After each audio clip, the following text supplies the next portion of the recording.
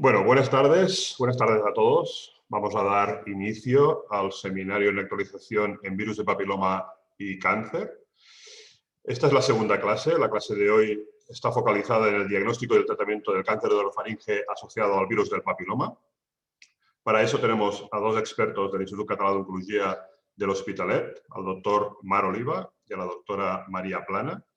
Ellos dos nos van a hacer esta clase, que va a durar unos 40-45 minutos, y os invitamos a todos, si tenéis preguntas, a utilizar el chat. Y, por favor, cuando utilicéis el chat, utilizar para todos los asistentes. Ahí hacéis las preguntas, yo las recogeré. Mi nombre es Ricard Messier, yo soy el director científico del ICO y voy a moderar esta charla. Y antes de nada, quería agradecer a quien es el financiador de este seminario. Este seminario es gracias a la financiación del laboratorio MSD. Y sin más, voy a dar ya la palabra a los doctores Marc Oliva y María Plana para que inicien la exposición de esta clase. Muchas gracias a todos y nos vemos al finalizar para la moderación. Si hay preguntas, por favor, en el chat. Muchas gracias, Ricard. Voy a proceder a compartir pantalla para la presentación. Imagino que todos veis bien la presentación. Antes que nada, me gustaría agradecer a los organizadores por invitarnos a dar esta ponencia esta tarde, tanto a la doctora Plana como a mí, y también a MSD por sponsorizar estas charlas. Pues sin más, voy a empezar. Como ya ha comentado Ricard, nuestra charla de esta tarde se titula Diagnóstico y tratamiento del cáncer de orofaringe asociado al virus del papiloma humano. Y vamos a hablar un poco de este tipo de cáncer, cómo se trata, cuál es su pronóstico y cuáles son las líneas de investigación en la actualidad. Como sabéis, el cáncer escamoso de cabeza y cuello incluye diferentes localizaciones, entre las cuales está la cavidad oral, la laringe, la nasofaringe, la cavidad nasal, la orofaringe y la hipofaringe. Son tumores que habitualmente están causados por dos factores de riesgo principales, que son el hábito tabáquico y el alcohol, pero en el caso del cáncer escamoso de orofaringe hemos descubierto en los últimos años que existe un agente etiopatogénico adicional, que es el virus del papiloma humano. Es un virus que se asocia a diferentes lesiones benignas mucosas, pero también al cáncer de cérvix, al cáncer anal y también al cáncer de orofaringe. Como veis, el cáncer de orofaringe se localiza en las regiones específicas que podéis ver en la figura del medio, que es el paladar blando, la faringe, las amígdalas y la base de la lengua. Pues bien, ¿en qué situación nos encontramos? El cáncer de escamoso de cabeza y cuello es el séptimo tumor más prevalente del mundo, y dentro de este el cáncer de orofaringe representa entre un tercio y un cuarto de este tipo de tumores. En concreto, en 2018 se diagnosticaron hasta casi 100.000 casos de cáncer de orofaringe. Y de estos, ¿cuántos de ellos son debidos al virus del papiloma? Pues bien, dependerá del lugar geográfico en el que nos encontremos. Sabemos que en los Estados Unidos, en el norte de América, Canadá, la fracción atribuible del carcinoma de orofaringe al virus del papiloma humano puede llegar hasta el 80-90%, mientras que en el sureste de Europa, como puede ser nuestro país, la fracción atribuible puede bajar hasta el 20 o 30%. Eso es, entre otras cosas, porque aquí aún tenemos el hábito tabáquico y el hábito alcohólico como principal causa de desarrollo de estos tumores. Sin embargo, cuando nos vamos a mirar las tendencias en los últimos años, en la gráfica a la derecha, veréis cómo en los diferentes continentes del mundo ha habido un incremento del cáncer de orofaringe atribuible al virus del papiloma humano, que puede variar entre el 2 y el 5%, y como veréis son la franja naranja de la gráfica desde 1965 hasta 2015. Mientras que ha habido un decrecimiento de forma global de lo que es el cáncer de orofaringe relacionado con los hábitos clásicos del tabaco y el alcohol. Esto se da tanto en hombres como en mujeres, y si vamos a mirar en España en concreto, pese a que este aumento ha sido mucho más moderado respecto a otros países, sí que vemos que hay un incremento del 1,5% en mujeres, el cáncer de orofaringe HPV relacionado, en detrimento del cáncer de orofaringe no HPV relacionado, que ha reducido un 4% aproximadamente. Y lo mismo para los hombres, un 2,4% de incremento y menos un 3,1% de crecimiento. ¿Y cómo sucede? ¿Qué pasa cuando tenemos una infección por el virus del papiloma y cuando desarrollamos un cáncer de orofaringe? Bien, sabemos que la principal causa del cáncer de orofaringe HPV relacionado es que exista una infección, evidentemente, por el virus del papiloma, y que esto es lo que sucede en el 90% de los casos, y sabemos que el riesgo de infección de este virus aumenta conforme tengamos más número de partners sexuales. ¿Por qué? Pues porque la principal vía de transmisión de este virus es la vía sexual, tanto con sexo oral como por penetración. Entonces, desde que tenemos una infección por virus del papiloma hasta que esta infección se elimina por parte de nuestro sistema inmunitario, pueden pasar entre 1 y 2 años. Esto es lo que pasa en la mayoría de los casos, pero en un subgrupo más pequeño de pacientes estas infecciones persisten en el tiempo. Y esto se ha visto que es más frecuente en los pacientes fumadores respecto a aquellos que no son fumadores. Esto se debe pues, a que hay un fallo de nuestro sistema inmunitario en poder eliminar este virus. Desde que tengamos una infección persistente, ¿no? De que ese virus convive con nosotros hasta que desarrollamos un cáncer de orofaringe, puede haber una latencia de hasta 10, 15, 20 años. Lo que pasa en medio de estos 10-15 años es aún desconocido en el caso del cáncer de orofaringe. No tenemos realmente detectadas lesiones premalignas que digamos que nos vayan a predecir aquellos pacientes que van a hacer luego un tumor maligno de orofaringe, como pasa en el cáncer de cérvix, que sí que tenemos lesiones premalignas que nos pueden indicar. ¿Y cómo se produce el cáncer de orofaringe, ¿no? En relación al virus del papiloma? Para explicar esto, antes vamos a explicar lo que sucede en el cáncer de orofaringe no virus relacionado, es decir, aquel tumor que se desarrolla en pacientes con otros hábitos, con los hábitos tóxicos del tabaco y el alcohol. Pues bien, lo primero que sucede es que se acumulan una serie de mutaciones en las células de la mucosa normal de la orofaringe, de este lugar anatómico, y estas mutaciones se pueden producir por diferentes factores, porque hay una predisposición genética, porque hay una predisposición hereditaria o porque realmente estemos bajo la presión de agentes carcinógenos, como hablábamos del tabaco y el alcohol, o que haya mecanismos de las células que no se corrigen y que dan lugar a errores y acumulación de mutaciones.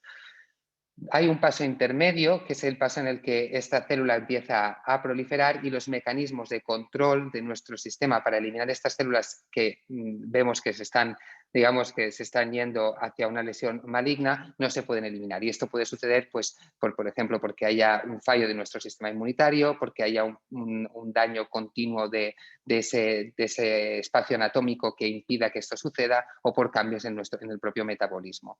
Y finalmente lo que sucede a partir de aquí es que ya estas células consiguen proliferar y crecer y producir un cáncer invasivo.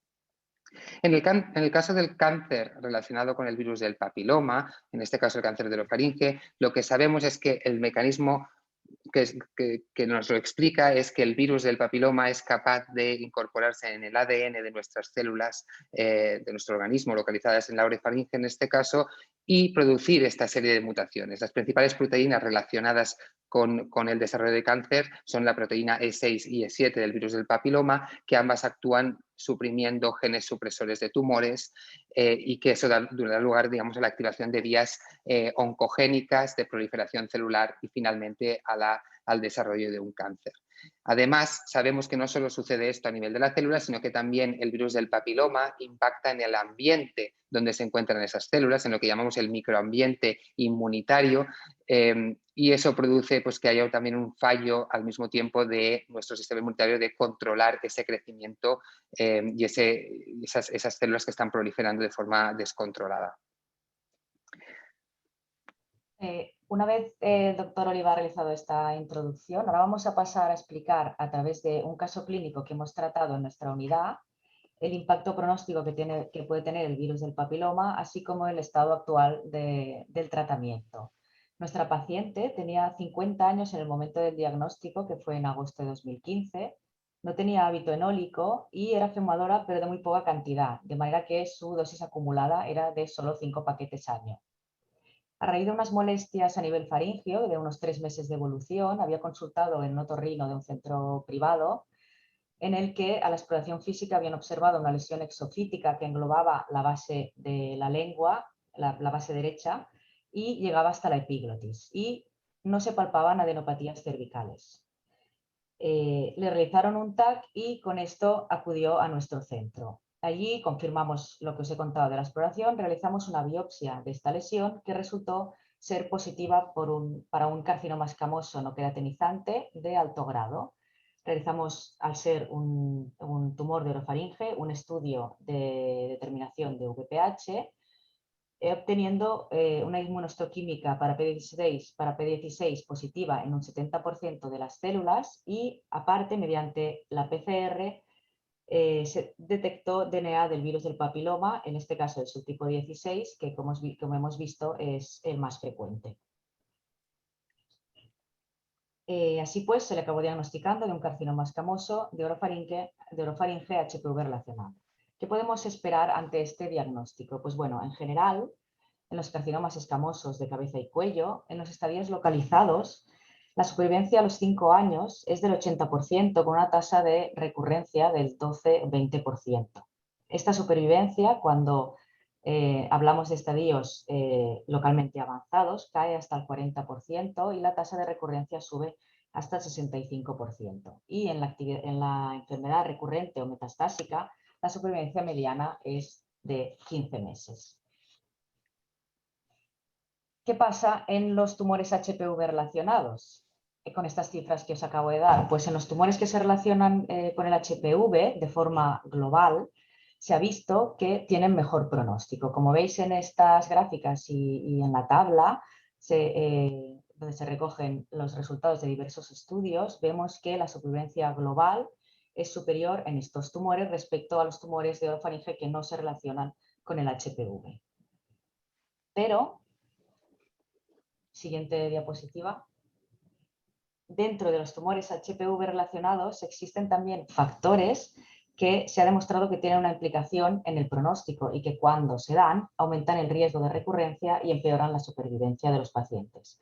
Y estos factores son el hábito tabáquico y, por otro lado, el estadio del tumor, es decir, la T y la M. Cuando tenemos una T, un tumor grande o un tumor que afecta los ganglios de la zona cervical, empeora el pronóstico dentro de los tumores HPV relacionados. Es decir, en función de estos dos factores se pueden construir subgrupos de riesgo dentro del grupo de pacientes con tumores de orofaringe HPV relacionados.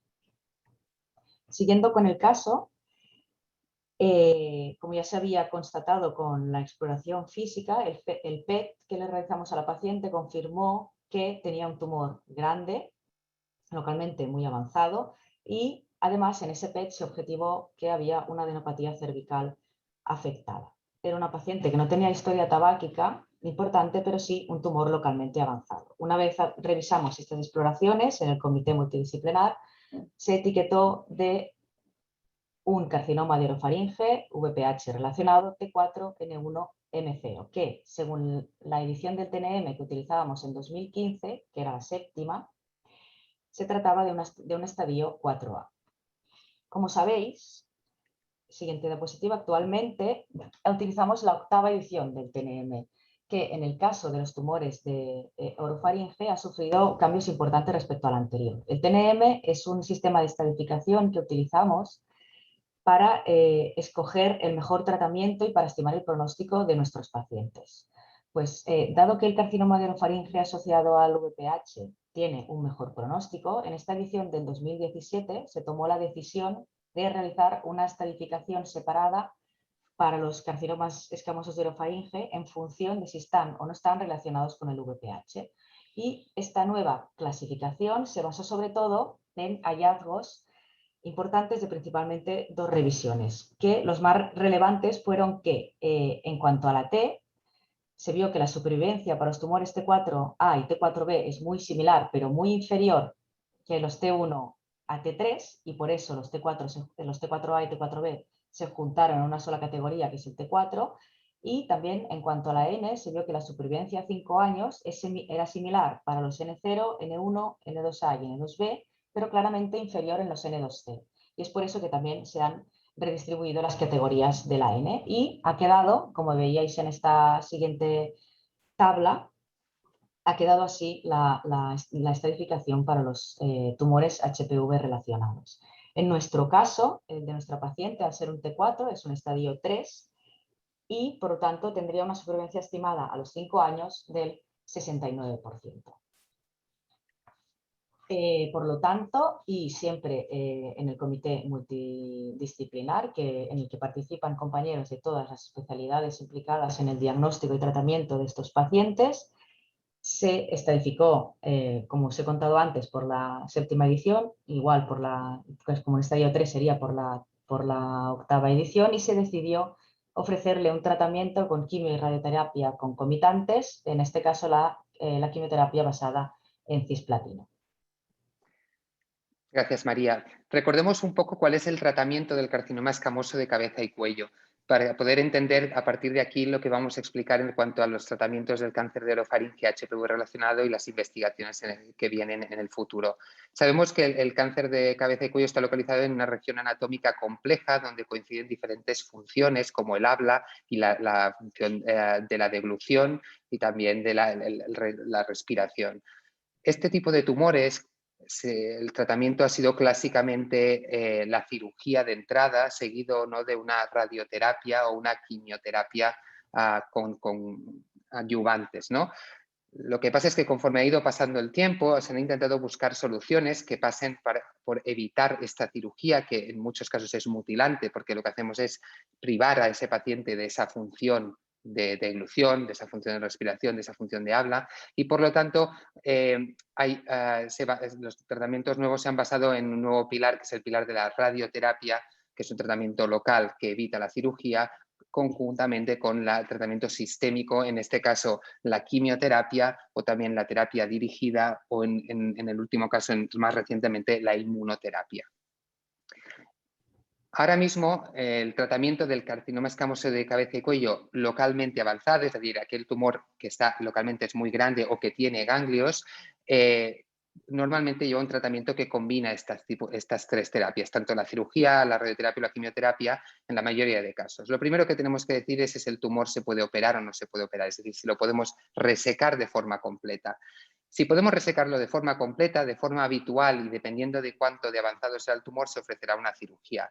Pero en muchos casos, si lo que queremos es intentar preservar el órgano y poder preservar esas funciones de las que os comentaba anteriormente, lo que haremos es intentar hacer un tratamiento definitivo radical con radioterapia conjuntamente con un tratamiento sistémico. Lo mismo valdría para aquellos tumores que de entrada no podríamos resecar. También en estos tumores tendríamos que hacer radioterapia con un tratamiento sistémico.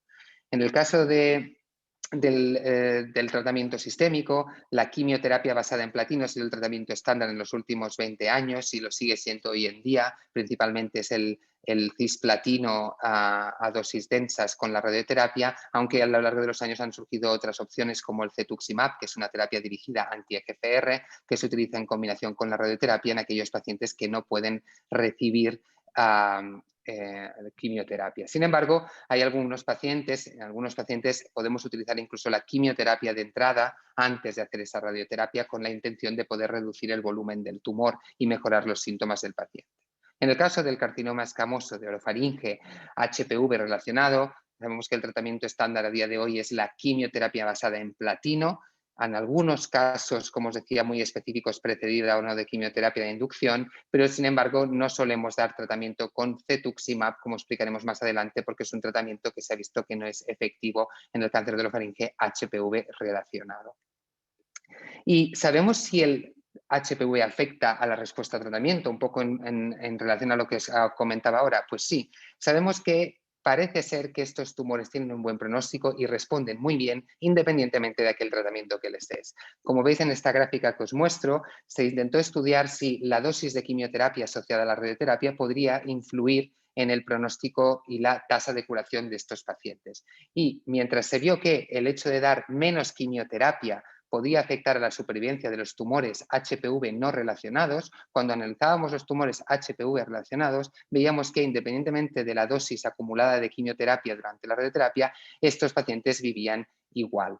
Sin embargo, cuando íbamos a buscar aquel subgrupo de tumores HPV relacionados con mayor carga tumoral, T4 o N3, sí que vemos que aquellos pacientes que recibían menos dosis de platino tenían menor probabilidad de curación, aunque no era significativo. Esto lo volvimos a analizar en una cohorte de aproximadamente 500 pacientes únicamente HPV relacionados, una cohorte canadiense en este caso, y lo que vimos es que, como os comentaba, mientras no hay ninguna diferencia, de hecho, de forma global, según la dosis acumulada de cisplatino en el grupo de pacientes HPV relacionado, sí que vemos que cuando cogemos el subgrupo con estadio 3, el dar menos dosis puede impactar en la supervivencia. Y esto es relevante y lo veremos en nuestra paciente más adelante. ¿Por qué? Porque nuestra paciente se encuentra en este subgrupo de pacientes. Pese a tener un tumor HPV relacionado que le confiere mejor pronóstico de forma global, sin embargo, vemos que esta paciente pues tendríamos que intentar, tratándose de un T4, darle al menos 2 o 3 ciclos de quimioterapia para poder estar en la parte más alta de esta curva.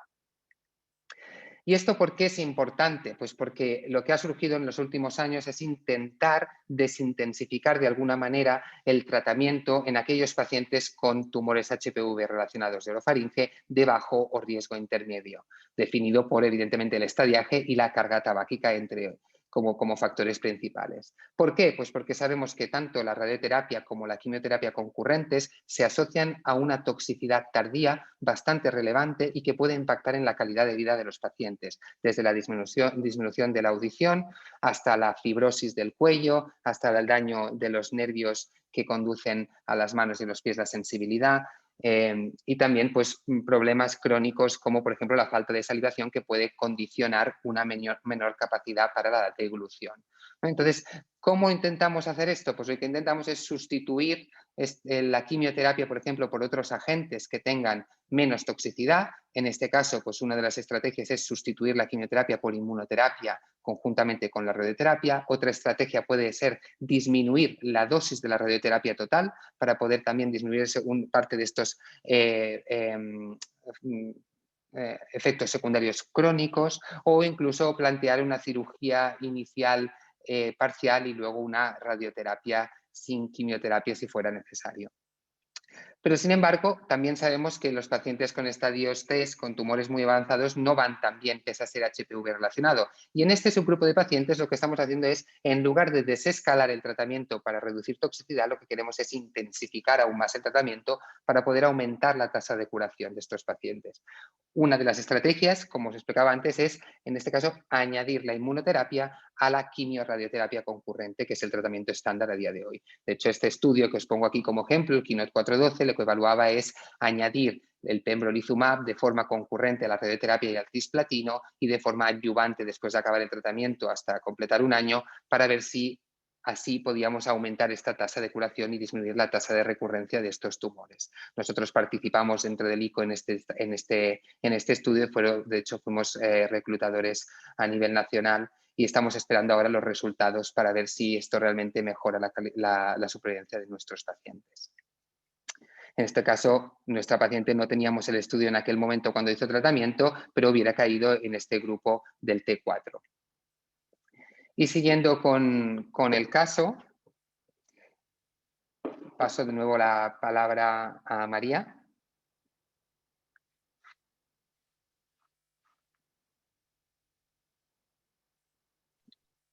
Perdón, me he dado cuenta que estaba silenciada. En este caso, la paciente recibió tratamiento, como hemos dicho, con quimio-radioterapia, recibió 3 dosis de cisplatino, tal y como estaba planificado, las puedo recibir las 3. Y acabó el tratamiento y a los 2 meses se hizo una evaluación de respuesta en la que se observó que tanto a nivel de la T como a nivel de la N, la enfermedad estaba en respuesta completa. Sin embargo, una de las preguntas que nos hacemos es, ¿qué pasa en estos pacientes? ¿Por qué tienen mejor pronóstico los tumores de orofaringe HPV relacionados respecto a los no HPV relacionados? ¿Es porque acaso nuestro sistema inmune, al ser un tumor virus relacionado, es más capaz de controlar este tipo de enfermedad? No lo sabemos, pero os vamos a dar 4 pinceladas de cómo funciona en este caso el sistema inmunitario y cuánto de importante es en la respuesta en el control del tumor e incluso en la respuesta a tratamientos. Sabemos que en el caso de un tejido normal, como os explicábamos al principio, tenemos factores predisponentes genéticos, pero también factores externos, carcinógenos, radiación, infecciones virales o inflamación crónica que pueden dar lugar a cambios celulares que puedan conllevar una proliferación exagerada y secundariamente producir un tumor. Cuando esto pasa, lo más habitual es que estas células que están transformándose hacia la malignidad expresen una serie de moléculas y proteínas que actúan como antígenos o señales de daño y estas activen, de alguna manera, despierten a nuestro sistema inmunitario y nuestro sistema inmunitario venga al rescate y sea capaz de eliminarlos. Es la fase que llamamos como fase de eliminación del tumor. Cuando esto sucede, pues en este caso puede suceder al principio, por lo tanto sería un paciente en el que no llegaríamos a diagnosticar el tumor porque no se ha llegado a desarrollar, o podría ser en un caso que un paciente haya recibido un tratamiento y que al recibir este tratamiento se haya producido una respuesta del sistema inmune hacia el tumor y también hayamos conseguido eliminarlo, como podría haber sido en este caso el caso de nuestra paciente que obtuvo una respuesta completa después del tratamiento. Sin embargo, en algunos casos, el tumor consigue resistir en el tiempo pese a la acción del sistema inmunitario. Hay una fase que llamamos de latencia o de tumor durmiente, ¿no? Que es el tumor que queda como latente y escondido a la espera de realmente tener una ocasión para volver a crecer. Y finalmente se produce lo que llamamos una escapada del sistema inmunitario, cuando este tumor consigue de alguna manera producir sustancias o expresar señales que actúan de manera protectora hacia el tumor y lo que hacen es inhibir la respuesta de nuestro sistema inmunitario. Y eso es lo que daría lugar a un tumor que crece pese a los tratamientos y a un tumor que hace metástasis y se disemina a lo largo del cuerpo. En el caso de los tumores HPV relacionados, pensamos que esta fase de eliminación puede funcionar mejor. ¿Por qué? Porque sabemos que nuestro sistema inmunitario está diseñado de forma ancestral o biológica, como queramos llamarla, para detectar las infecciones por virus, porque sabemos que los virus son agentes externos que no forman parte de nuestro organismo y, por lo tanto, nuestro sistema inmune está diseñado específicamente para detectar productos de virus y poder eliminarlos, ¿no? En este caso, el virus del papiloma humano está dentro del tumor y se hipotetiza que al proliferar el tumor también proliferan las señales de este virus y esto es lo que hace que nuestro sistema inmunitario pueda estar más capacitado para ser capaz de controlar este tipo de tumores y con ello tener una mayor respuesta a tratamientos y un mejor pronóstico a largo plazo. Sin embargo, no siempre es así y también los tumores HPV relacionados se escapan a este sistema inmunitario y es pues ese grupo que veíamos inicialmente que tiene peor pronóstico y que puede presentar mayor recurrencia. Y aquí radica la importancia de la investigación y dónde están hoy en día las principales líneas de investigación en este sentido. Es en identificar a esos tumores HPV relacionados que no van tan bien como esperamos, ¿no? Lo más normal es que nos encontremos con un tumor de ofaringe HPV positivo y pensemos, este paciente va a ir bien, vamos a curar este tumor con mucha probabilidad. Pero, sin embargo, en algunos casos esto no va a pasar. Y lo que tenemos que hacer es identificar estos pacientes de entrada. Una de las cosas más importantes para identificar bien estos pacientes y realmente ver si conllevan este mejor pronóstico es diagnosticar bien su relación con el virus del papiloma. Os hemos dicho antes que nuestra paciente pues, expresaba una proteína, que es la P16 en el tumor, y que esa proteína era un marcador que nos da a entender que ese tumor puede estar relacionado con el virus del papiloma. Es lo que llamamos un marcador subrogado. Sin embargo, no es un marcador confirmatorio. Sabemos que realmente lo que nos confirma que un tumor está relacionado con el virus del papiloma es cuando confirmamos que hay ADN de ese virus en el tumor, ¿vale? Y que además, que sería pues, la detección del DNA por vía PCR. Lo realmente ideal sería además detectar que ese DNA del virus se está expresando en el tumor, que es lo que sería el RNA, ¿vale?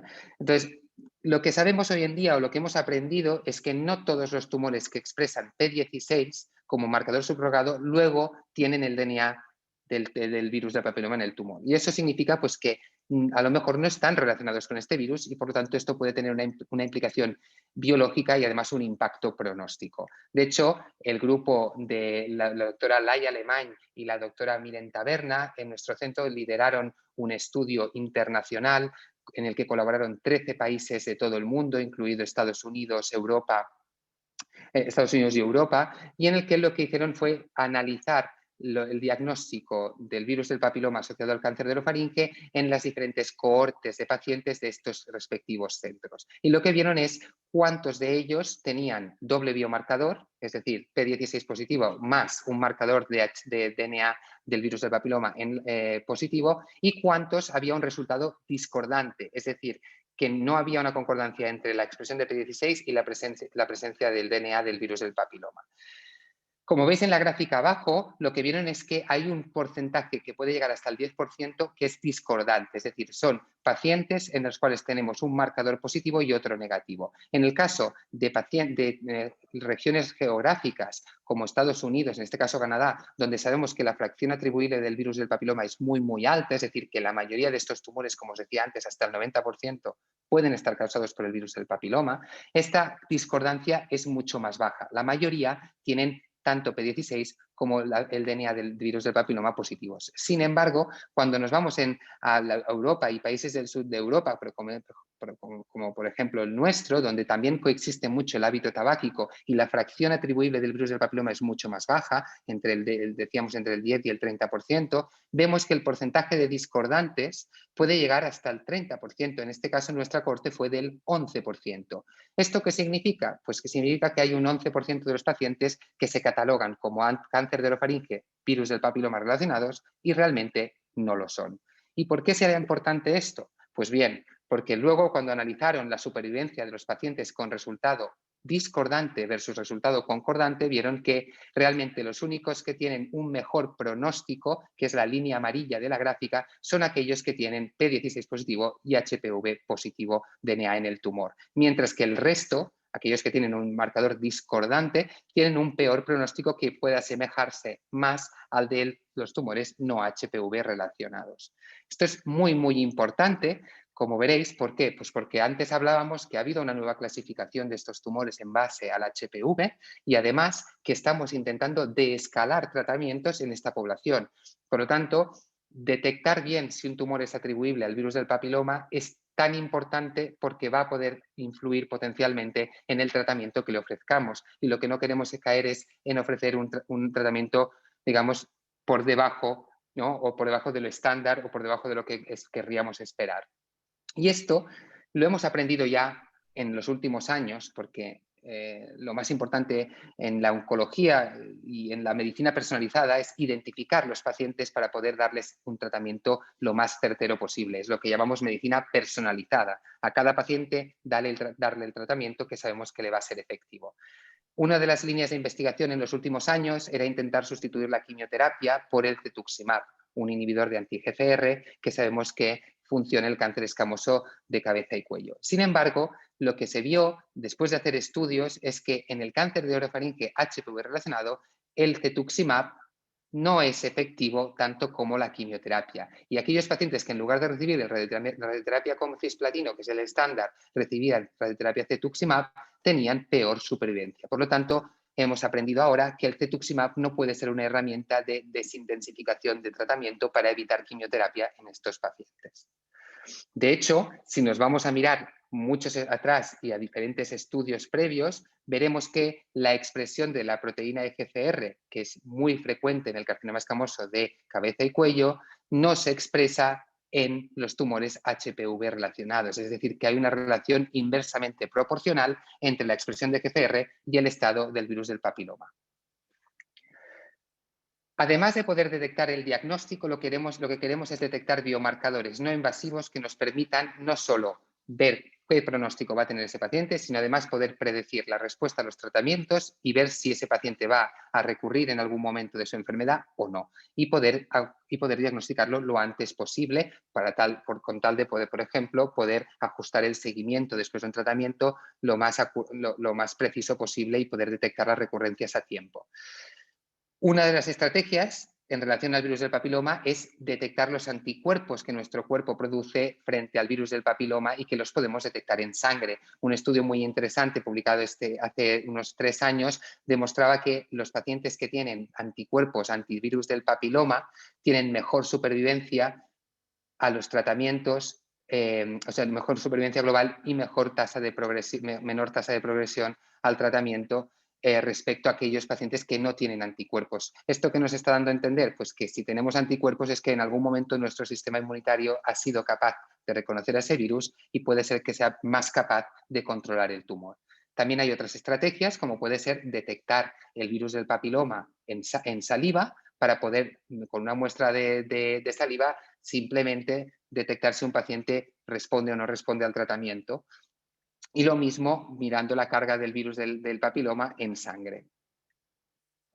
Nosotros, dentro del ICO, estamos llevando a cabo muchos estudios en relación a los biomarcadores no invasivos. Esto generalmente se entiende como mito o realidad, ¿no? ¿Cuánto de difícil es poder estudiar esto en nuestros pacientes en la práctica clínica diaria, sabiendo la carga asistencial que tenemos y el número de pacientes, ¿no? que vemos día a día? Pues bien, aquí desde nuestro centro, también nuevamente en colaboración con el PREC y con la doctora Laia Alemany y Marisa Mena, se está llevando a cabo estudios prospectivos en los que se evalúan diferentes biomarcadores, entre los cuales están los anticuerpos de virus del papiloma en sangre, la carga de DNA en saliva, el microbioma, que es aquel conjunto de bacterias y viruses que conviven en nuestro organismo y que los detectamos tanto en saliva como en heces como en el tumor, e incluso las mutaciones del tumor, para poder, de alguna manera, predecir cómo van a ir nuestros pacientes. Y para ello lo que hacemos es coger cada una de estas muestras al diagnóstico, al final del tratamiento, al primer año de seguimiento y a la recurrencia. Estos estudios se están llevando a cabo no solo en el ICO Hospitalet, sino también en colaboración con el ICO Badalona y con el Hospital de Sant Pau. Es un esfuerzo titánico, diríamos, hay ya 150 pacientes incluidos en este estudio y como veis aquí os pongo una gráfica de la complejidad de lo que requiere la coordinación para poder englobar todos estos estudios y recoger todas estas muestras a lo largo de la enfermedad del paciente y la colaboración explícita que necesita del paciente también para poder llevarlo a cabo. Y le vuelvo a pasar la palabra a María para continuar con nuestro caso. Retomando el caso, hemos visto cómo la paciente hizo una respuesta completa al primer tratamiento para la enfermedad localmente avanzada que tenía el diagnóstico y vemos cómo 3 años después, 3 años casi justos, en agosto de 2018, vino de forma espontánea a nuestra consulta. Ella estaba siguiendo visitas de control, pero vino entre medio de 2 visitas de control con un TAC abdominal que se había hecho en un centro privado. Ella se había realizado este TAC abdominal por unos dolores abdominales que sufría y, si bien es verdad que en el TAC no había nada a nivel abdominal, sí que sirvió para ver que había un nódulo en una base pulmonar. Lo que hicimos nosotros fue completar el estadiaje con un PET-TAC en el que se objetivó que había nódulos pulmonares bilaterales, una adenopatía iliar y también una lesión pleural derecha. Todo ello compatible con una recidiva a distancia de la enfermedad y no había recidiva local. Probablemente era una enfermedad que ya estaba diseminada desde un buen principio, pero que como ha contado el doctor Oliva, el sistema inmune de la paciente había sido capaz de ir controlando hasta que pasó de esta fase de equilibrio a una fase en la que el tumor escapó a este sistema inmune y metastatizó a nivel pulmonar. Como veis, este hecho de que recidivara solo a distancia es un hecho que vemos en los tumores HPV positivos. De hecho, en esta tabla se recogen distintos estudios en los que vemos la tasa de pacientes con recidiva locorregional y observáis que siempre es más alta entre los pacientes HPV negativos que en los HPV positivos, lo cual hace sacar la conclusión que estos HPV positivos lo que hacen es recidivar a distancia y no tanto locorregionalmente. Dado que habían pasado ya 3 años, consideramos que era lo más adecuado hacer una biopsia. Hicimos una biopsia mediante una punción guiada por TAC de uno de estos nódulos pulmonares que confirmó que se trataba de una metástasis de un carcinoma escamoso HPV relacionado y por lo tanto una recidiva de la enfermedad de 2015. En este momento teníamos abierto un ensayo fase 3 en el que los pacientes se randomizaban a recibir una combinación de nivolumab con ipilimumab versus el brazo control en el que eran tratados con quimioterapia basada en platino 5-FU y el anti-GPR, el cetuximab, que era lo que conocemos como el esquema EXTREME, que en aquel momento era el tratamiento estándar de primera línea para estos pacientes. La paciente consintió participar, pero la biopsia que se había sacado no era de suficiente calidad, no se consideró de suficiente calidad por parte de los promotores del estudio, con lo que no pudo entrar en el estudio, por lo que finalmente le hicimos tratamiento con quimioterapias esquema EXTREME por vía asistencial. Recibió 5 ciclos de triplete, siguió con cetuximab de mantenimiento hasta febrero de 2019. Como mejor respuesta, esta paciente tuvo una estabilización de la enfermedad, toleró bien el tratamiento y en un TAC de control que se hizo en marzo de 2019 se observó progresión sobre todo por crecimiento de la lesión pleural basal derecha. Desde 2008 y durante los siguientes 10 años el esquema EXTREME ha sido el tratamiento estándar de primera línea para la enfermedad recurrente metastásica, dado que en un fase 3 demostró que era el añadir cetuximab para quimioterapia basada en platino y 5-FU prolongaba la supervivencia de estos pacientes, aumentaba la tasa de respuestas y aumentaba también la supervivencia libre de progresión. El ensayo que se le propuso a esta paciente era el Checkmate 651, un ensayo que ya ha acabado el reclutamiento, pero del que todavía no tenemos los resultados y que, como os he comentado, tenía este esquema que veis aquí. Y es que se basaba con el background de los resultados que habían obtenido otros anti-PD1 en enfermedad recurrente metastásica de cabeza y cuello. Se diseñó este estudio en el que se comparaba la combinación de 2 inhibidores de checkpoint inhibitors, nivolumab y ipilimumab, con el tratamiento estándar que es el EXTREME. ¿Y qué son los inhibidores de checkpoint inhibitors? Pues son fármacos, moléculas que lo que intentan es restaurar la respuesta inmunitaria que os contaba antes el doctor Oliva, que es la normal que nuestro organismo ejerce contra un tumor. Si recordáis lo que ha contado, sabemos que los tumores se encuentran de esa manera, esas vías para poder escapar al control del sistema inmunitario. Y en este caso lo que combinaban eran 2 fármacos. Uno de ellos, el ipilimumab, que es una molécula anti-CTLA4, que lo que hace es volver a activar la respuesta inmunadaptativa, activando la acción de los linfocitos T, que era activándola, es decir, desinhibiéndola, porque inhibida era lo que estaba por culpa del efecto que ejerce, que es la manera que encuentra el tumor de escaparse. Y la otra molécula es el nivolumab, que en este caso es un anti-PD1, que se une al PD1 de la célula T, reactivando también su función. ¿Qué sabemos de los tumores HPV tratados con inmunoterapia? Pues bueno, os hemos puesto un resumen del Keynote 048, que es un fase 3 que ha cambiado el manejo de primera línea de los pacientes con enfermedad recurrente metastásica. Como veis, tenía 3 brazos este ensayo. En uno los pacientes recibían el esquema EXTREME, en el otro pembrolizumab, que es un anti-PD1 en monoterapia, y en el otro, que es el que queda en medio, recibían una combinación de quimioterapia con el anti-PD1. Se demostró que los pacientes obtienen beneficio del tratamiento con anti-PD1 en la población general cuando está combinado con quimioterapia, pero ¿qué pasa con los pacientes HPV positivos? Pues lo que se ha visto cuando se analiza los subgrupos en función de la positividad del HPV, vemos que el tratamiento con pembrolizumab en monoterapia respecto a la quimioterapia no queda claro que realmente se beneficien tanto, pero sí que vemos que sí que se benefician de cuando reciben un tratamiento que contenga la quimioterapia, ya sea con pembrolizumab o con cetuximab. Y esto nos hace intuir que en el caso de los HPV positivos la quimioterapia es necesaria en su tratamiento.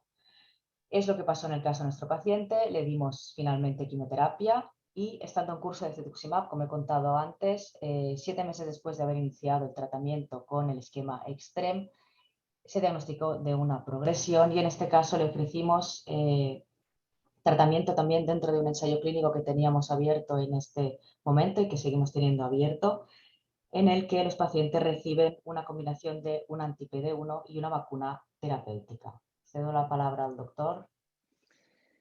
Gracias, María. Pues bien, sabemos hasta ahora que los agentes anti-PD1, como mencionábamos, pembrolizumab, tienen un papel relevante tanto en la primera línea, pero también lo tienen en la segunda línea de tratamiento para la enfermedad recurrente metastásica. Además, sabemos que tanto la enfermedad HPV relacionada como la enfermedad no HPV relacionada obtienen un beneficio de recibir estos agentes en verso a la quimioterapia estándar, que es, con una supervivencia prácticamente doblada de 4 meses a 9 meses con el uso de estos agentes. Por lo tanto, sabemos que la inmunoterapia funciona en los tumores HPV relacionados. Lo que no sabemos es identificar aún qué pacientes se pueden beneficiar de estos tratamientos.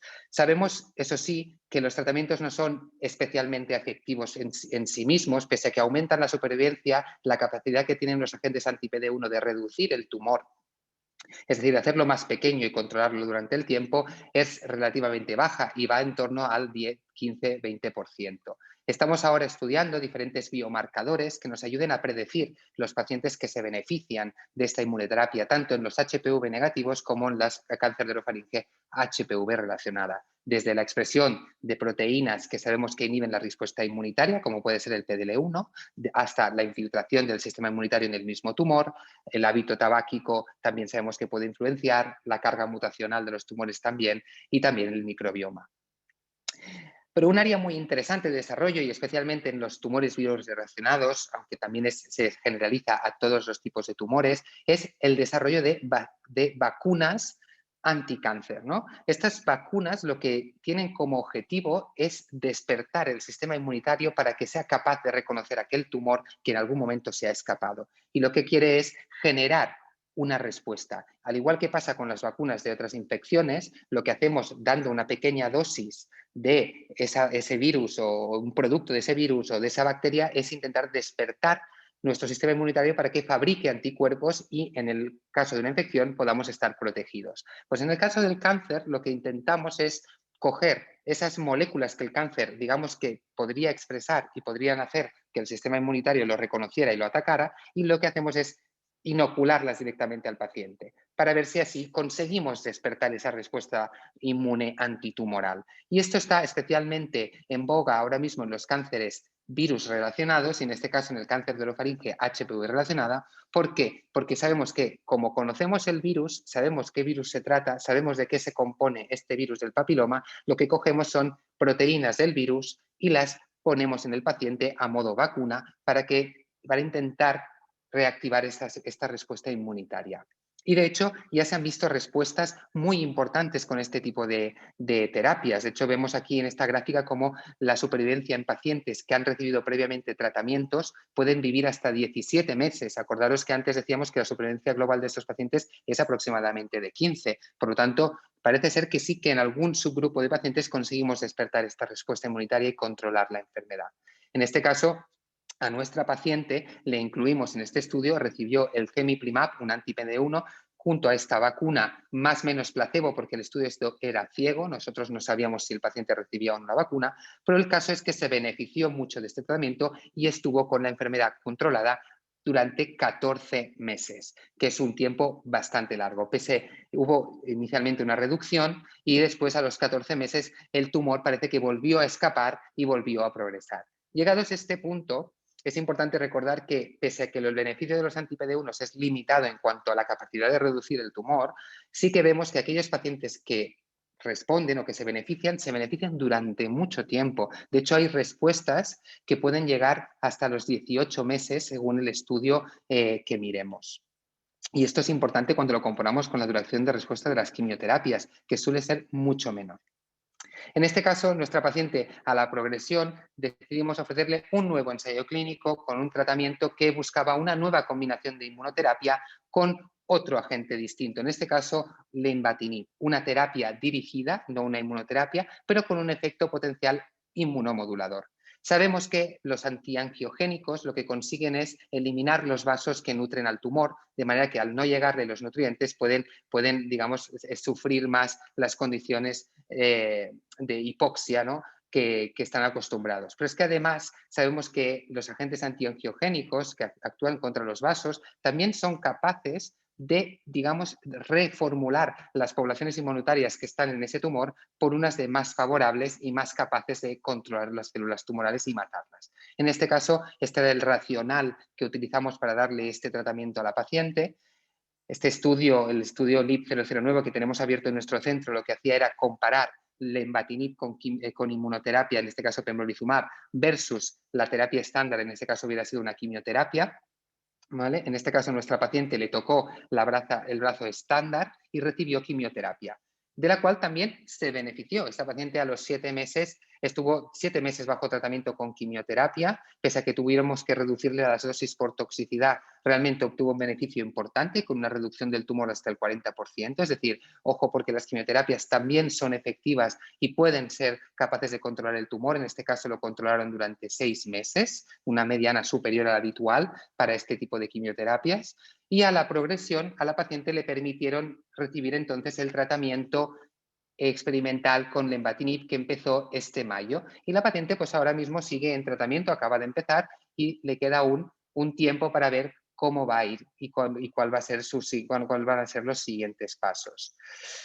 Y acabamos, nos quedan 2 diapositivas, pero esto es una gráfica que creo que nos ejemplifica mucho lo que representa tener una enfermedad de orofaringe HPV relacionada. Esta es la supervivencia para los pacientes que tienen enfermedad recurrente metastásica. Como veis, la supervivencia de los pacientes es mucho mayor también en aquellos tumores HPV relacionados. Antes hablábamos de la supervivencia con tratamiento curativo. Aquí hablamos de la supervivencia con tratamiento paliativo. Lo que queremos es aumentar la supervivencia de nuestros pacientes manteniendo una calidad de vida e impidiendo que ese tumor nos dé problemas. Pues sabemos que esto podemos conseguirlo con mayor efectividad en los tumores HPV relacionados. Es incluso importante saber que en estos tumores, debido al largo tiempo que los seguimos y al largo tiempo de vida, podemos encontrarnos con sitios de enfermedad que no son tan habituales en nuestra área del carcinoma escamoso de cabeza y cuello. En este caso sabemos que hay un momento en el que la enfermedad HPV relacionada puede dar lugar a metástasis en lugares poco frecuentes, como son el cerebro, como es el hueso, como es el abdomen.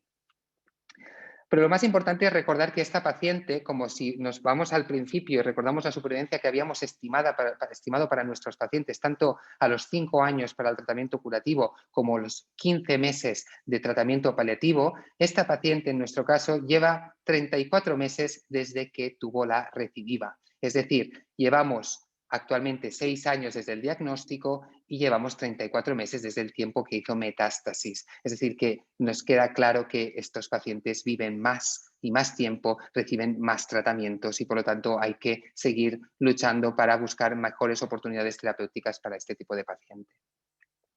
Y sin más, acabamos aquí y damos espacio a preguntas. Gracias. Nos hemos pasado un poco del tiempo y pedimos disculpas, pero podemos alargar el tiempo para preguntas si es necesario. Gracias, María y Marc. Sí, tenemos ya unas cuantas preguntas. Voy a empezar a pasárosla, vamos contestando. Si hay alguien que quiera seguir preguntando, el chat sigue abierto. La primera viene de Bayumi Zulay Guerra y os pregunta si en la prevención del carcinoma de orofaringe es útil la vacuna contra el virus del papiloma. Pues bien, los estudios ahora están en marcha, es decir, no tenemos aún seguimiento suficiente como para predecir si la vacuna nos puede prevenir la formación de tumores HPV relacionados en la orofaringe. Sabemos que esto es así para el cáncer de cervix HPV relacionado y de hecho hay algunos países que ya recomiendan vacunar no solo a niñas, sino también a niños antes de la edad de inicio de hábitos sexuales, es decir, entre los 9 y los 11 años, para precisamente poder evaluar si podemos prevenir la formación de tumores HPV relacionados en la orofaringe. Por lo tanto, la respuesta es no lo sabemos aún, pero se recomienda vacunar a niños y a niñas. Silvia María Eugenia Cademian nos hace 2 preguntas. Os voy a hacer las 2 porque las 2 están relacionadas. La primera es, ¿se utiliza la prueba de genotipificación del VPH o PCR en tiempo real para el tamizaje de estos cánceres? Y la otra pregunta sería, ¿qué utilidad clínica tiene determinar el genotipo del VPH en una de estas lesiones?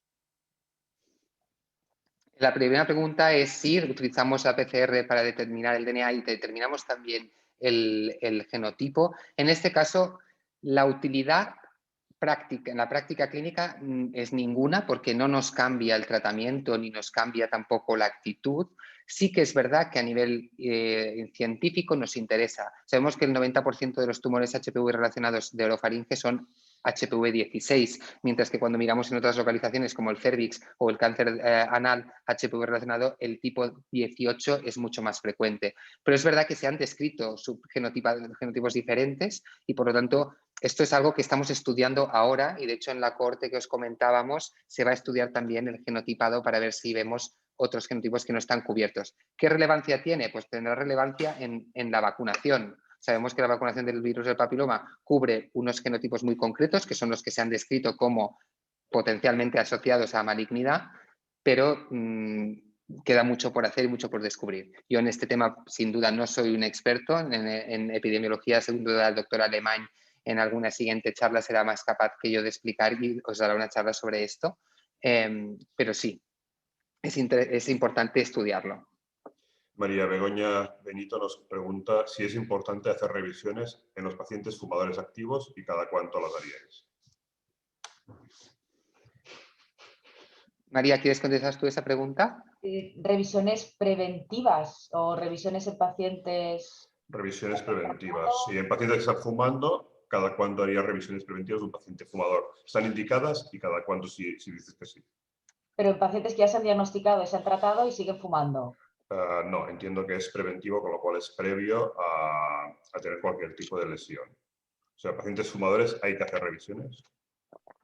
No, que yo sepa, no hay ninguna evidencia de que hacer una prevención primaria en ese sentido a pacientes fumadores, no fumadores o que tengan más riesgo de poder tener el virus esté demostrado que tenga ninguna evidencia en poder detectar más o más pronto los casos. Sí que es verdad que si esto es conocido por la población general, que lo del tabaco lo es y lo del papiloma se está trabajando para que lo sea, pues uno mismo debería auto revisarse y consultar pronto si tuviera alguna lesión que le pareciera sospechosa a nivel de boca o orofaringe.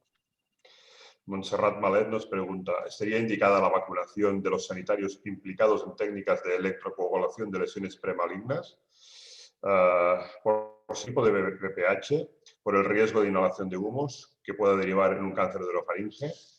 Yo entiendo que está preguntando si a través de la inhalación de humos en profesionales que estén tratando lesiones en el quirófano que puedan emitir humos, se puede contagiar el virus.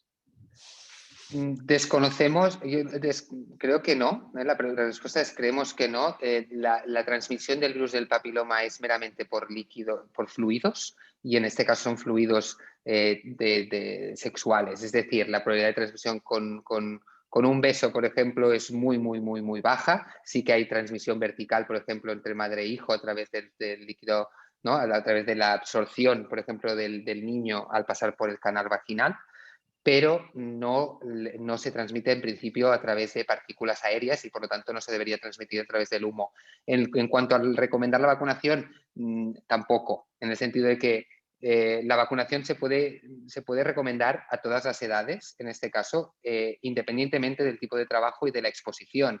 Es decir, si una persona no tiene una pareja estable y tiene 20 años, 30 o 40, se puede vacunar del virus del papiloma, porque el riesgo de infección con nuevas parejas sexuales siempre existe y el riesgo de infección de un serotipo maligno siempre está ahí. Por lo tanto, sí que se recomienda. Anne Malón Nolasco nos hace dos preguntas. La primera es, ¿qué tipo de test detecta VPH en saliva? ¿Son los mismos test que detectan en barridos cervicales? No, diría que son los mismos test. Nosotros estamos utilizando la técnica de Aniplex, si no me equivoco, para la detección de DNA de virus de saliva, de virus de papiloma en la saliva, en este caso. Pero no es el mismo test a priori del que se hace el cervix. Ella misma pregunta si le puedes aclarar qué es una vacuna terapéutica. Una vacuna terapéutica es aquella vacuna, normalmente las vacunas hasta la actualidad se han entendido como agentes preventivos, para la prevención, ¿no? Hacemos una vacunación para prevenir una infección, en este caso. Las vacunas terapéuticas son aquellas vacunas que se utilizan con un fin de tratar una enfermedad, no de prevenirla. En este caso, las vacunas terapéuticas en el cáncer de orofaringe HPV relacionada lo que buscan es tratar el tumor HPV relacionado, como podría ser una quimioterapia o podría ser una radioterapia o podría ser cualquier otra terapia en general. No sé si esto aclara tu pregunta, si no, dínoslo por el chat y vamos un poco más a fondo. Aquí el amigo Carlos de Erasmus desde Hospitalet. ¿Hay algún racional o evidencia para monitorizar HPV en sangre para predecir recurrencias tempranas? Esto es lo que se está estudiando ahora y es un tema muy interesante. De hecho, nosotros lo estamos haciendo en el ICO Hospitalet. Se está recogiendo sangre de todos los pacientes con cáncer de orofaringe a lo largo de la enfermedad, desde el diagnóstico, como decía, hasta la recurrencia. Y lo que miramos en sangre son anticuerpos anti-E6 y E7, que son las principales proteínas relacionadas con el proceso maligno del virus del papiloma humano. Sin embargo, no solo es importante la sangre para los anticuerpos, también se puede detectar DNA viral en el plasma, y esto ya hay algún estudio publicado que sí que parece ser útil para monitorizar la respuesta a tratamientos, y como pasa, por ejemplo, en otros tumores virus relacionados, como el Epstein-Barr, el cáncer de nasofaringe Epstein-Barr relacionado, donde sí que se ha demostrado que tiene un papel pronóstico y además predictivo de recurrencia. Por otra parte, no puedes mirar solo DNA viral, también podrías mirar DNA circulante tumoral, es decir, mirar aquel DNA tumoral que se haya liberado a la sangre, y que eso sí que se ha demostrado en diferentes tipos de tumores, entre los cuales está el cáncer colorectal, como un biomarcador predictivo. También se ha valorado en multitud de tumores como valor predictivo de respuesta a inmunoterapias. Es decir, que la respuesta es sí, hay racional, y de hecho se está haciendo y esperamos resultados de cohortes prospectivas pronto. Mayumi Zulay nos pide si le podemos clarificar cómo se puede diagnosticar de forma precoz el cáncer de orofaringe. Ahora mismo no se puede. La respuesta es no lo sabemos. El problema del cáncer de orofaringe y de todos los carcinomas escamosos de cabeza y cuello en general es que se suelen diagnosticar en una fase localmente avanzada porque no dan síntomas hasta que ya están ocupando un lugar, un espacio relevante, ¿no? Entonces, por eso decíamos, como decía la doctora Plana, es importante consultar ante cualquier lesión en la cavidad oral, tanto en la mucosa como en la garganta, que nos parezca sospechosa. ¿Qué puede parecer sospechoso? Pues por ejemplo, aquella llaga que aparece y que al cabo de un mes no se ha ido, ¿no? Todos podemos tener llagas, pero las llagas vienen y se van. Si una llaga persiste, se hace más grande, no se va y va más, es un motivo para consultar. Palparse un ganglio también es un motivo para consultar. Hombre, no todo el mundo te puede notar un ganglio, pero si un ganglio persiste en el tiempo y crece, ahí sí que hay que consultar. Pero no tenemos lesiones premalignas, por ejemplo, que no se puedan usar. No hemos hablado de este tema, porque es importante mencionarlo. Hay subtipos de virus del papiloma benignos que dan lugar a lesiones benignas de las mucosas, que son los papilomas o condilomas. Son pequeñas verrugas. Estas pequeñas verrugas pueden estar en el área genital, pero también pueden estar en la cavidad oral, por ejemplo, en el paladar. Esas lesiones son benignas y en principio no malignizan, se pueden sacar, se pueden quemar. Siempre que hay una lesión, hay que consultar para quedarse tranquilo. Ángel Vicente, ¿cuál sería el tratamiento en un paciente con un tumor de orofaringe HPV positivo sin indicación de cisplatino? ¿Seguiría siendo el cetuximab o indicarías algún otro tipo de quimioterapia o inmunoterapia? Un paciente que no sea candidato a cisplatino, yo voy a dejar a María Plana responder esa pregunta. Un paciente que no sea candidato a cisplatino trisemanal, por ser frágil, por ejemplo, nos podríamos plantear un platino semanal. Un paciente que para nada, por otras razones de comorbilidad, no sea candidato a cisplatino, la verdad que la evidencia actual haría que no nos pudiéramos decantar para ponerle cetuximab. Y lo que tendríamos que intentar es ponerle, aunque fuera y no haya mucha evidencia, de alguna otra manera algún tipo de quimioterapia sistémica junto con la radioterapia, porque sí que sabemos que esto es más efectivo que la radioterapia sola. Y Lorena nos pregunta, dice que no es médico, pero le gustaría saber en qué rango de edad se encuentra la población mayormente afectada por ese tipo de cáncer y qué podéis considerar que impacta mayormente en la calidad de vida de esos pacientes. Normalmente la edad del cáncer de orofaringe HPV relacionado aparece algo más precozmente que el cáncer no HPV relacionado, pero puede aparecer desde los 40 hasta los 60 años. Puede ser esa horquilla la más frecuente, aunque pueden haber casos más precoces y casos más tardíos, como en todo. No sé cuál era la segunda pregunta, disculpa, Ricard. Impacto en la calidad de vida que Sí, imagino la que calidad de vida. ¿Qué afecta a la calidad de vida y de los tratamientos. cómo consideras? Los tratamientos son lo que afecta a la calidad de vida, lo principal. Lo más importante, lo primero es saber dónde tenemos localizado el tumor, porque no es lo mismo tener localizado un tumor en una amígdala o tener localizado un tumor en la base de la lengua, porque esto, por ejemplo, nos puede afectar de forma diferente a las funciones. La deglución, la base de lengua tiene un papel muy importante y, por lo tanto, un tumor en esa localización puede darnos secuelas por el tratamiento, porque irá dirigido a esa zona. En cambio, un tumor en la amígdala puede dar menos secuelas. Luego es el tipo de tratamiento. La radioterapia sola suele dar pocas secuelas a largo plazo, pero cuando la juntamos con la quimioterapia sí que podemos tener, desde un incremento en lo que es la fibrosis del cuello, es decir, el cuello es menos elástico por efecto de la radiación y por lo tanto los movimientos pueden ser más duros, puede haber dolor residual, por ejemplo, por daño de algún nervio cervical. Por otra parte, puede haber problemas de audición por el efecto de la quimioterapia, que hace que la audición baje, o que puede haber pitidos en los oídos. Puede haber, como decía, daños en los nervios que inervan la punta de los dedos y los pies, que se llama una neuropatía periférica sensitiva, es el término, pero que normalmente es un hormigueo que notamos en esas zonas, que puede llegar incluso a ser doloroso, depende de la gravedad de los casos y de la intensidad. Y luego, como decíamos, lo más importante que puede impactar es en la función, es decir, un paciente que tenga problemas para deglutir, pues esto será un impacto muy evidente en la calidad de vida, porque no podrá comer todos los tipos de alimentos que comía antes. No sé si me dejo alguno, María o Ricard, y queréis añadir, pero de forma general. No, sí, es así. Sí, tenemos varias preguntas, puede continuar, porque desde Arequipa, Norma Medina nos pregunta si los varones deben vacunarse igual que las mujeres con 3 dosis de la vacuna del VPH.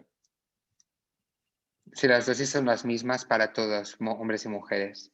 Hay varias preguntas en relación al PET, las voy a intentar resumir en una sola, voy a hacerlas todas a la vez. Hay 3 preguntas en relación al diagnóstico con imagen. Una es, ¿en los pacientes con cáncer de orofaringe estadificáis siempre con PET-TAC o solo en estadios 3 y 4?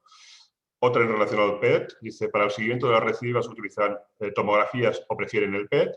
Y otra en relación al seguimiento es, en los pacientes HPV positivos en revisión completa, ¿qué tipo de pruebas de imagen realizan en seguimiento y cada cuánto tiempo? Es decir, nos preguntan cómo diagnosticáis, ¿vale? Cómo diagnosticáis la recidiva y cómo hacéis el seguimiento. ¿Con qué prueba de imagen? ¿Quieres empiezo yo? En cuanto al diagnóstico, a pesar de que el caso que hemos explicado parece que enseguida le hacemos un PET, también es un caso que venía de un centro privado, con un TAC que a lo mejor no cumplía las características que solemos pedir en el comité. Sí que es verdad que esta señora, allá a la exploración y en el TAC que traía también, ya se observaba que tenía un T4. Un T4 es un tumor localmente muy avanzado que tiene una probabilidad no desdeñable de poder hacer afectación cervical y, o sea, afectación ganglionar, incluso enfermedad a distancia. En esta señora no se palpaban adenopatías ni se observaban en el TAC, pero en ese caso, al ser un T4 y localmente avanzado, hicimos un PET que sirvió para descubrir que sí que había una adenopatía. En cuanto al valoración de respuesta, creo que era la siguiente pregunta. No solemos hacerlo por PET. Se suele hacer por TAC y sí que es verdad que si hay dudas en cuanto por TAC tienes una duda de que pueda haber persistencia de la enfermedad después de haber hecho el tratamiento radical, pasado las semanas que tienen que pasar para hacer un TAC, que son alrededor de 8, si ahí en ese TAC hay dudas, conviene hacer un PET de cara a decidir las siguientes acciones de tratamiento que hay que hacer con este paciente, dejando pasar al menos 12 semanas desde que acabó el tratamiento. Y en relación al seguimiento, exacto. Y en cuanto al seguimiento, no solemos hacerlo con PET, preferimos hacerlo con TAC y sobre todo con la exploración física de estos pacientes que teniendo tumores en zonas que son accesibles, fácilmente accesibles a una consulta, la exploración física, en cuanto a las recidivas locales se pueden diagnosticar con una exploración y el seguimiento lo hacemos con TAC y no con PET. TAC normalmente anual durante los 3 primeros años, los vemos más a menudo por el TAC, si no tenemos dudas o no hay una sospecha no se hace más y después solo lo hacemos en caso de que tengamos una sospecha de que puede haber algo que no nos quede claro en la exploración. Anne Malone quiere volver a que aclaréis un poco lo de las vacunas terapéuticas. Nos había hecho antes una pregunta en relación a eso. Y pregunta si la vacuna bivalente tetravalente que se utiliza como prevención podría ser útil como vacuna terapéutica. No lo sabemos esto, no lo sabemos porque no se ha testado. Las vacunas de las que hemos hablado utilizan un mecanismo diferente. Las vacunas terapéuticas, el ejemplo que hemos puesto contra la proteína E6, E7 utilizan un mecanismo diferente. En cuanto a funcionar la bivalente o tetravalente, generalmente ahora se hace la tetravalente.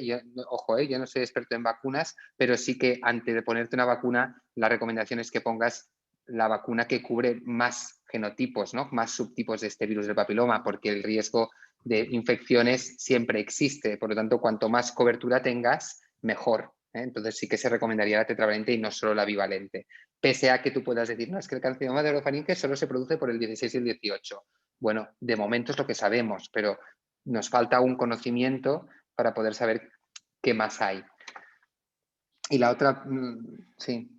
Emily Montosa dice, si se sabe ya si la historia natural de la infección por VPH es diferente entre los pacientes VPH positivos P16 positivos y los pacientes VPH positivos P16 negativos. Entiendo que al revés también, P16 positivos VPH negativos, ¿no? ¿La historia natural es diferente?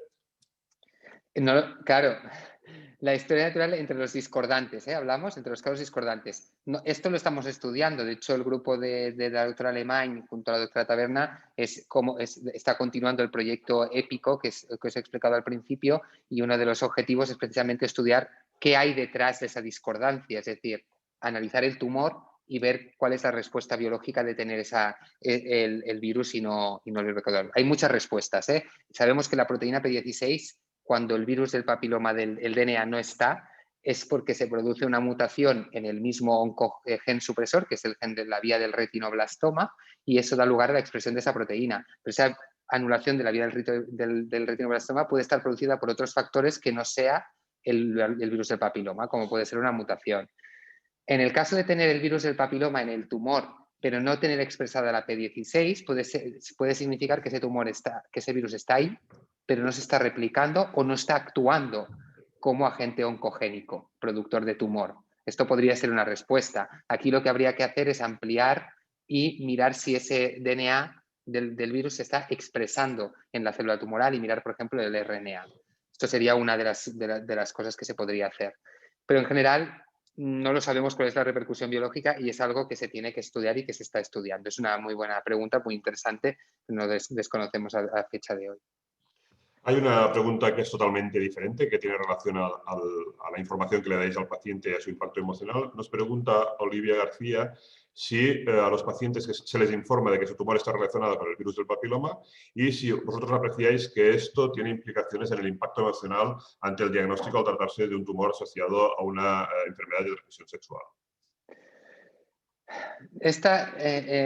Contestaremos primero la primera. Sí, el paciente se le informa siempre. De hecho, la información que se le da es este tumor puede estar relacionado con el virus del papiloma, no lo está cuando tenemos el resultado y le explicamos las implicaciones que pueda tener porque en algunos casos tenemos ensayos clínicos o podemos ofrecer terapias alternativas a lo estándar que es la quimiorradioterapia. Por lo tanto, siempre se informa a los pacientes y se da el conocimiento de lo que hemos explicado hoy. Por otra parte, el impacto emocional aquí es difícil.